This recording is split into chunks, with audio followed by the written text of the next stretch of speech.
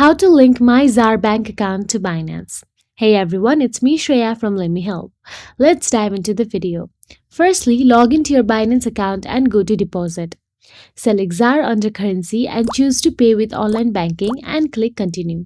If you have not completed identity verification for your Binance account, you will be prompted to do so at this step. You will be directed to Stitch website. Select your bank from the list of supported banks and log in. Please note that the list of supported banks is updated from time to time. Select the account you wish to pay from and click Confirm. Multi-factor authentication may be required, and please note that the account holder's name must match the one on your Binance account as well. Now, your bank account is now linked to Binance. You can use your linked bank accounts for deposits in the future.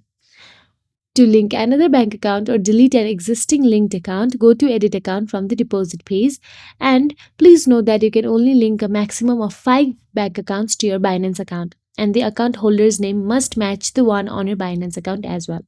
If you found this video helpful, please like, share and subscribe, and thank you so much for watching.